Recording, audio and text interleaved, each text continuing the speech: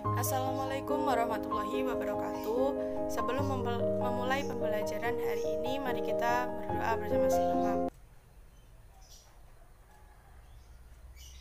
Berdoa selesai. Kami dari kelompok 10 yang beranggotakan Rizky Indah Yuliasari, Lisa Nur Adasari, dan Sabilillah Anjani. Di sini kami akan mempresentasikan atau menjelaskan mengenai dinding sel. Untuk pemateri yang pertama, yakni Rizky Indah Yuliasari yang akan menjelaskan mengenai pengertian dinding sel dan struktur dinding sel dalam dinding sel prokariotik.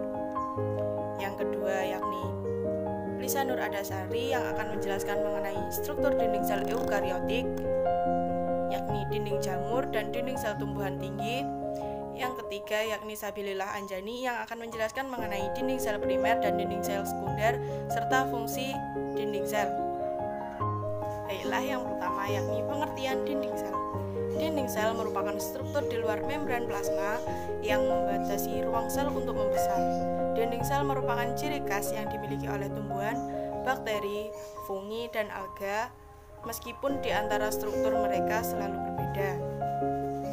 Dinding sel hanya dimiliki oleh sel tumbuhan, sehingga menyebabkan sel tidak dapat bergerak dan berkembang bebas layaknya sel hewan. Namun, hal ini memiliki akibat positif karena dinding sel dapat memberikan dukungan, perlindungan, dan penyaring atau filter bagi struktur dan fungsi sel sendiri. Dinding sel juga mencegah kelebihan air yang masuk ke dalam sel. Dinding sel merupakan benda erkagistik atau tidak hidup yang merupakan komponen non-protoplasmik di luar plasma sel. Dalam perkembangannya, dinding sel dibagi menjadi 3 tahap. Yang pertama, substansi intraseluler atau lamela tengah. Yang kedua, dinding primer. Yang ketiga, dinding sekunder. Yang pertama yakni substansi intraseluler atau lamela tengah.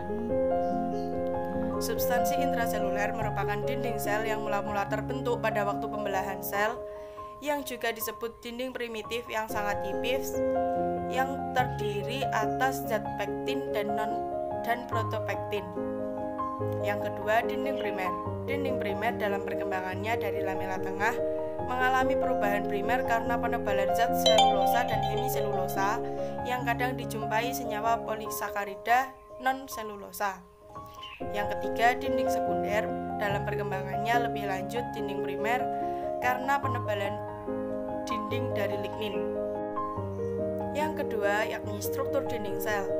Meskipun memiliki fungsi yang sama, struktur dinding sel eukariotik yang meliputi jamur, ganggang dan tumbuhan tinggi, dan prokariotik yang meliputi bakteri memiliki struktur yang berbeda.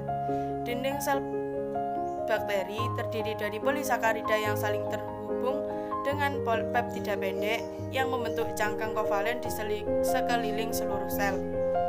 Dinding sel eukariotik terdiri dari polisakarida yang tertanam dalam matriks. Struktur dinding sel pada tanaman tidak tetap dan dapat dimodifikasi, sehingga dinding sel tanaman memainkan peran penting dalam menentukan pengorganisasian jaringan tanaman dan seluruh struktur tanaman. Struktur dinding sel dibagi menjadi 2, yakni dinding sel prokariotik dan dinding sel eukariotik. Di sini saya akan menjelaskan mengenai dinding sel prokariotik. Dinding sel prokariotik yang dibahas adalah dinding sel bakteri. Pada mikrograf elektron, bakteri gram positif dikelilingi oleh satu lapisan pada elektron yang relatif homogen, sedangkan pada bakteri gram negatif, bahan yang meliputinya lebih kompleks. Dinding sel tersusun atas beberapa komponen, yakni komponen penyusun dinding sel bakteri dan fungsinya antara lain yang pertama peptidoglikan. Peptidoglikan pada bakteri gram positif, kandungan peptidoglikan sekitar 40% sampai 90%. Dinding sel yang tebal menyerap kristal violet saat pewarnaan gram sehingga berwarna ungu atau biru, sedangkan pada bakteri gram negatif, peptidoglikan hanya sekitar 20%. Dinding sel tebal menyerap kristal merah muda saat pewarnaan gram sehingga berwarna merah muda. Yang kedua, asam TI-CoA atau polimer poliiofosfat. banyak terdapat pada bakteri gram positif. Yang ketiga, molekul-molekul porin yang berfungsi dalam angkutan yang merintangi masuknya molekul-molekul. Baik, saya akan melanjutkan penjelasan materi tentang struktur dinding sel. B. Struktur dinding sel eukariotik. Pertama, dinding sel jamur. Sel jamur dilindungi oleh sel yang kokoh. Dinding sel jamur tersusun atas polisakarida dan protein yang disebut juga dengan kitin. Berikutnya, dinding sel tumbuhan tinggi. Bergantung pada matangnya sel, dinding sel dapat relatif tipis, lentur, tebal, dan kaku. Dalam lingkungan berair, selain berfungsi menyokong tumbuhan, dinding sel juga berperan untuk melindungi protoplast agar tidak krisis. Tumbuhan yang hidup di lingkungan udara bergantung kepada dinding sel, antara lain untuk mencegah hidrasi. Komposisi utama sel adalah polisakarida yang terdiri dari 3 bentuk, yaitu selulosa, hemiselulosa, dan pektin. Selain itu, terdapat juga protein dan protein biologis. Yang pertama ada selulosa. Selulosa adalah polimer lurus terdiri atas unit-unit deglukosa yang berikatan dengan ikatan glikosida. Terdapat kira-kira 8.000 sampai 15.000 unit glukosa dalam satu molekul selulosa. Di dalam tumbuhan selulosa terdapat sebagian serat yang dibangun oleh 40 sampai 70 rantai glukan. Yang kedua, hemiselulosa. Hemiselulosa adalah heteropolimer yang terdiri atas bermacam-macam polisakarida dan membentuk molekul yang bercabang. Beberapa hemiselulosa yang umum diberi nama silan, arabinooksilan, glukomanan, galaktoglukomanan, dan siloglukan.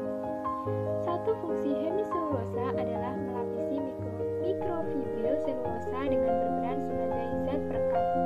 Yang ketiga, pektin. Pektin adalah polisakarida yang sangat kompleks. Satu ciri umumnya adalah adanya gugus asam yang berasal dari residu asam glukuronat galakturonat. Pektin sangat bercabang serta terasilasi dan mengandung gugus karboksil yang bermuatan negatif.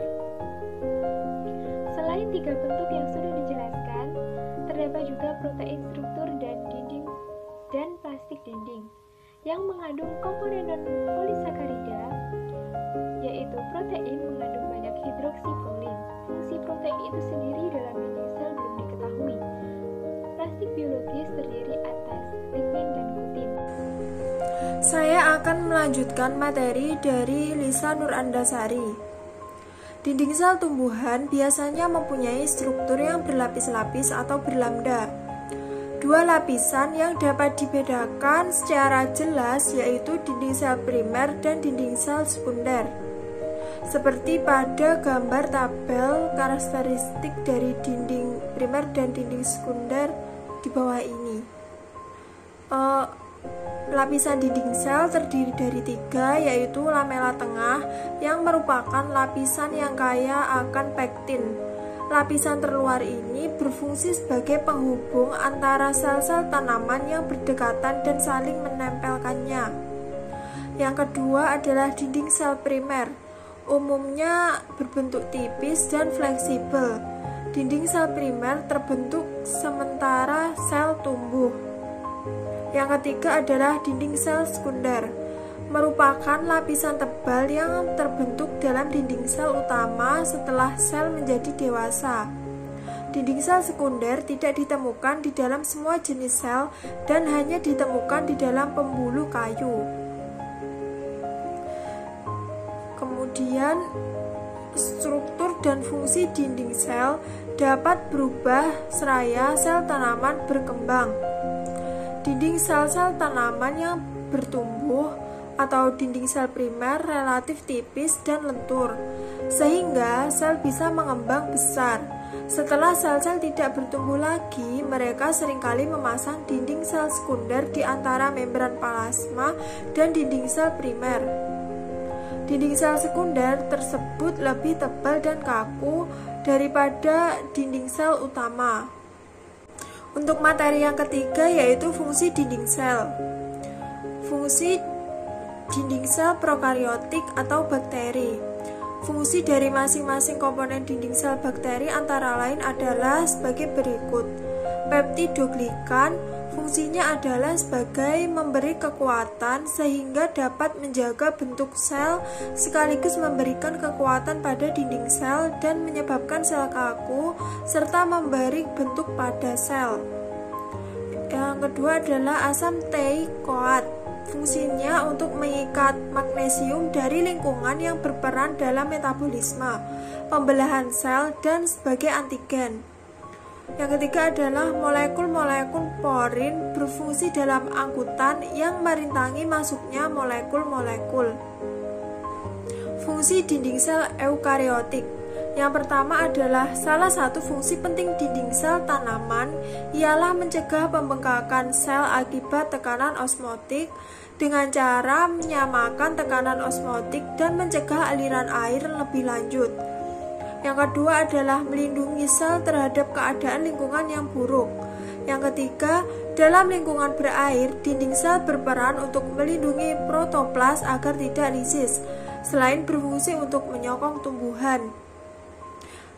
Selanjutnya adalah tumbuhan yang hidup di lingkungan udara bergantung kepada dinding sel, antara lain untuk mencegah dehidrasi dan kerusakan yang disebabkan oleh patogen.